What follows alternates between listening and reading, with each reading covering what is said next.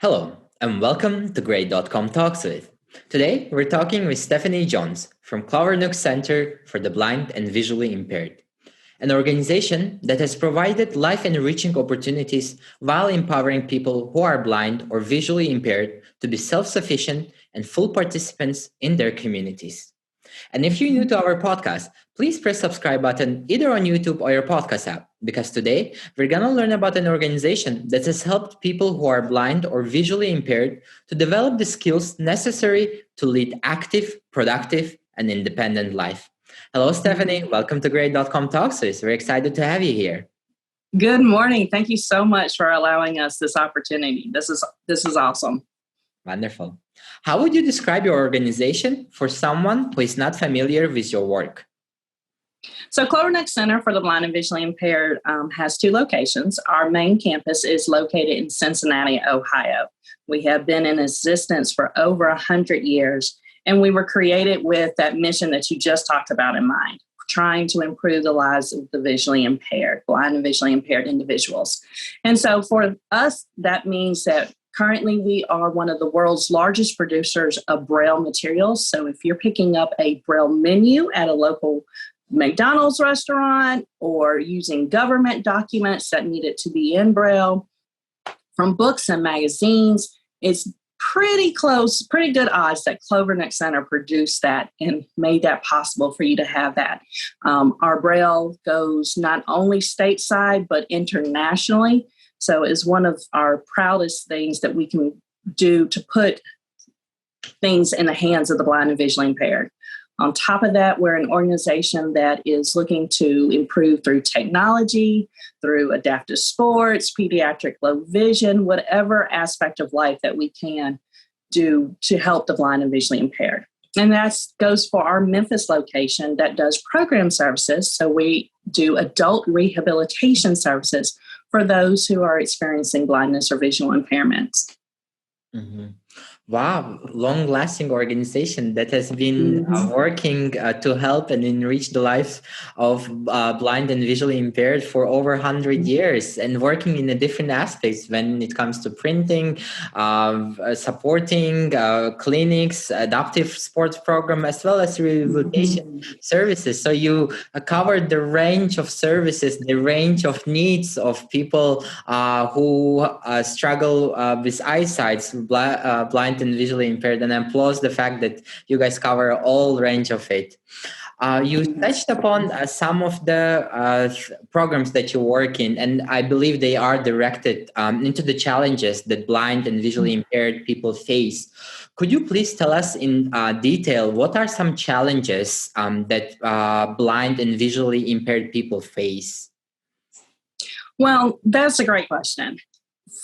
And this is something I can speak to personally. I lost my own vision 15 years ago, and it was Clovernook Center that I went to for my rehab services that, the field that I was in was not practical for me to return to with visual loss, even with adaptations.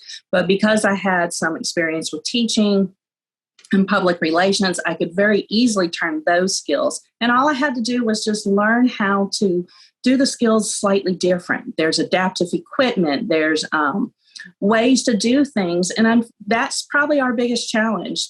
Visual impairments are a spectrum. There is not a cookie cutter answer for everybody. So plans have to be tailor-made so that we can meet the best needs of the specific individual. And at the same time, there's a lot of education that needs to be done. So disability awareness is one of our biggest opportunity areas, making sure that those who are not familiar with blindness and visual impairments know that this is a population that has skills and talents, that they want to work, that they have gifts to offer, and they're not always have to be on the receiving end of services or needs, that they too can be the providers of these services. So that's, for us, that is a big thing. We want to make sure that we're touching on not just work aspects of life, but there's that whole work-life balance. So how do we make sure that even when someone who is visually impaired is at home, that they have the technology they need to relax, whether that's watching an audio-described movie, playing a game that's been adaptive where they might have tactile imprints on the card so that they know too what is being thrown out in a card game, to having, just adaptive sports, going out and being able to play, having physical activity as well. So with Clovernook, it's really about that full person, whether that's mind, whether that's body, whether that's the actual physical activities. We want to make sure that we're covering all that. And that's where like I said, there's a lot of education to be done. A lot of places, a lot of employers don't understand that someone who's blind or visually impaired can work and what they can do. How could they work? What equipment might need to be needed? What changes could be put in place to have this person on my staff and have them to be an awesome team member? Mm-hmm. Wow, thank you for clarifying that it's a spectrum. So there is not mm-hmm. one clear vision, one clear mm-hmm. description of a visually impaired person. So their needs, your needs can differ, and as well the needs of mental mm-hmm. needs, relaxation needs, and work-life balance is quite important. And you want mm-hmm. to feel the whole part of the society not being discriminated against to just because this is something that you cannot control. And right. that facts or employers should not discriminate you, rather create a platform where you can develop your skills and implement the skills, because as you mentioned, visually impaired and blind people are very skilled people in their respective areas, and they want to continue they want to continue adding value. And it's important both for members of society, as you mentioned, to increase awareness, to understand that the full aspect of the story. And it's wonderful that today you are talking about it and raising awareness about it as well. You mentioned that about the adaptive sports program. I assume the adaptive sports program is might be different for children and might be different for adults. Could you please describe what are the aspect of adaptive sports program for blind and visually impaired people, and how can they engage in such activities? So in Cincinnati, at our Cincinnati location for surrounding individuals in Ohio, we have been doing adaptive sports, primarily focused on youth, but that hopefully we will be able to expand that to include adults in that area. And so far we've been doing things such as rock climbing.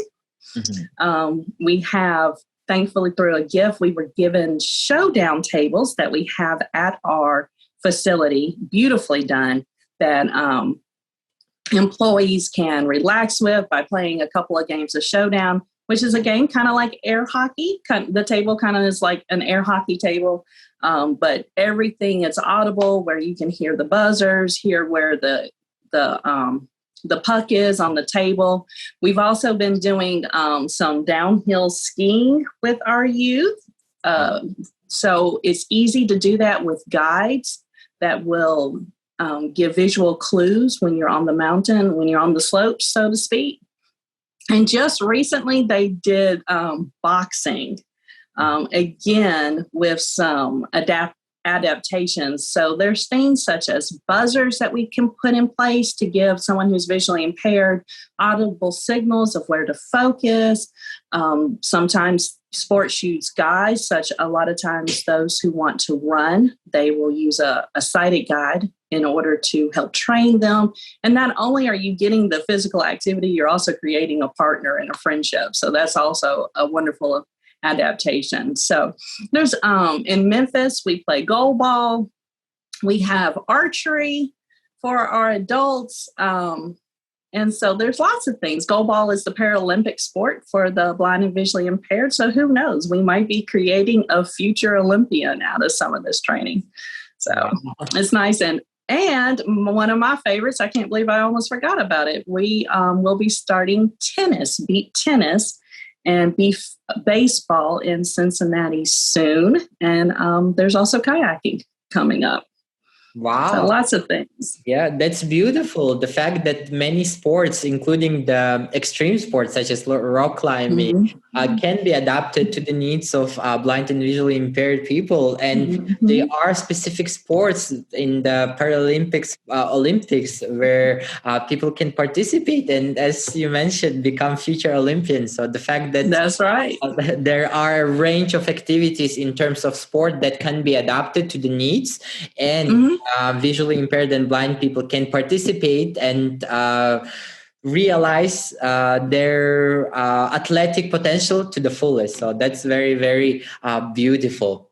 When you were telling your personal story, you mentioned that you lost your eyesight 15 years ago, and you came to the Clovernook Center and went through a rehabilitation process. Could you please describe the essence of this rehabilitation process and how it prepares you to make a shift into the different lifestyle? Well, for me, Clovernook is so much more than an employer. Clovernook is where I got my life back. 15 years ago, when I lost my sight, no one truly knew what to do with me. Even my doctors didn't really know what I could or could not do as an adult with blindness or visual impairment. I had a pre-med, pre-pharmacy background, was getting ready to go to school. So it wasn't something I could just turn around and go back to school and jump right back into pharmacy. So I had to learn how to adapt to my new life. During my rehab services, I learned orientation and mobility training. So that's training with the white cane. So now that I can travel independently, and gave me the ability to, whether I was catching a bus, using services such as Uber and Lyft currently, or learning how to navigate even something as big as an airport and be able to go and not always have to have someone standing by my side to lead me. I also did activities of daily living. So how do I manage and function in my home? How do I know which is the salt and which is the pepper? How can I easily cook and clean for my family? I'm a single mother of 5 children, so they still need a mother regardless of my visual condition. So that was very important to me to learn how to be that person, be that mother for my family. At the same time, adaptive equipment. So when I send an email, when I look at something on the website, I use screen reader technologies because that means that the elements on the screen are being read aloud to me.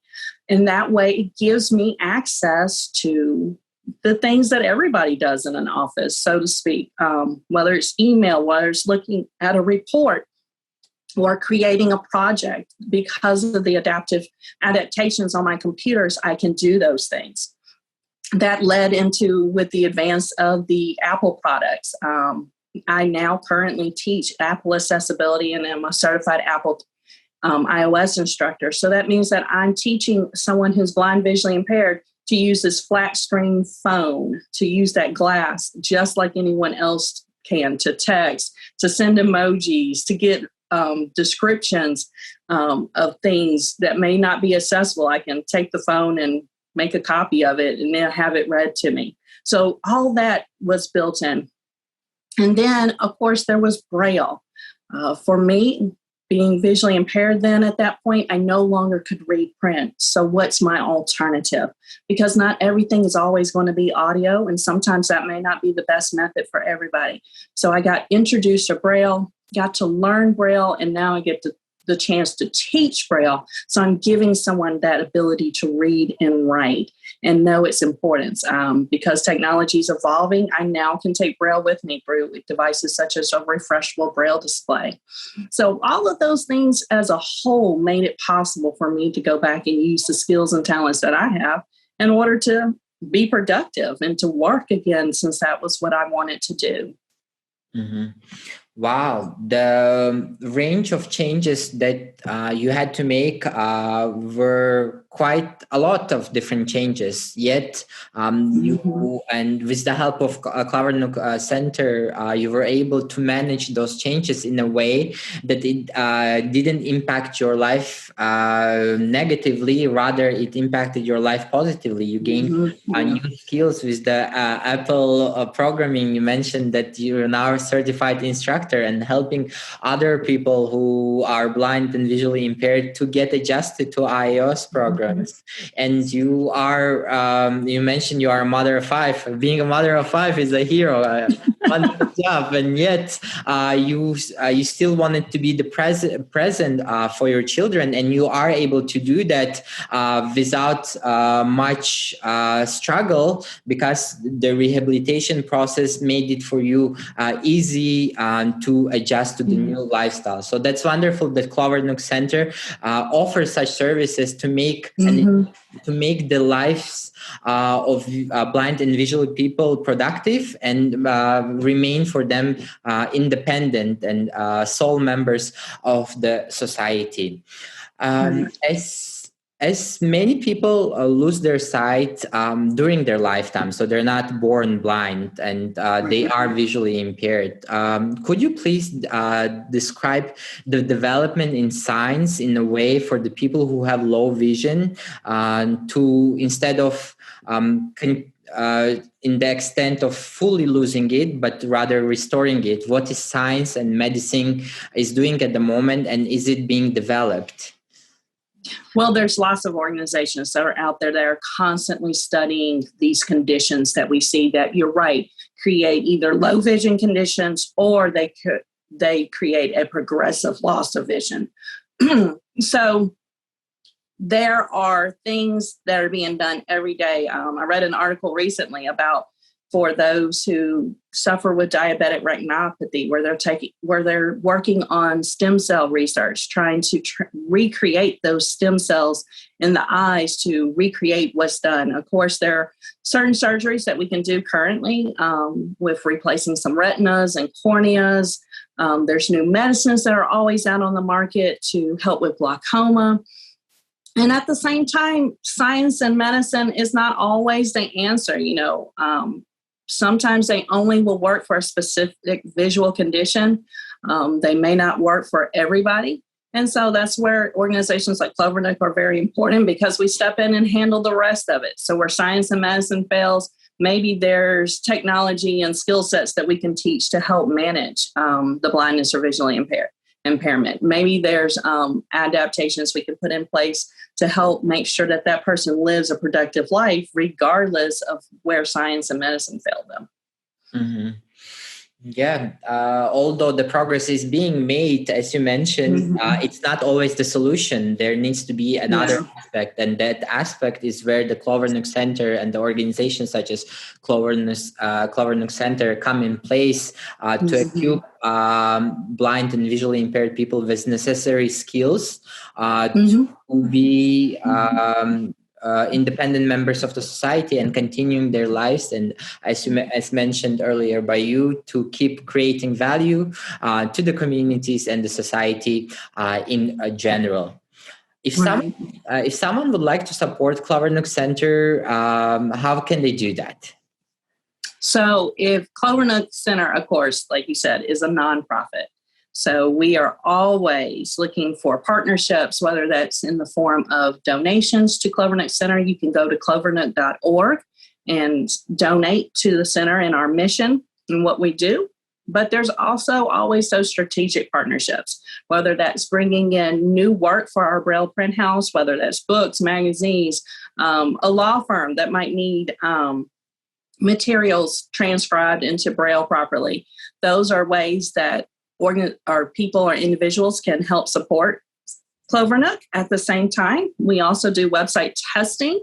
So there's a lot of conversation currently about making sure websites are digitally accessible to someone like myself who uses a screen reader or low vision enhancements or Braille displays. And so if you're concerned about how that affects you, your website is affected by all of those rules and stuff, the best way to know is through user testing from real users, and so that you can get a true user experience report from Clovernook.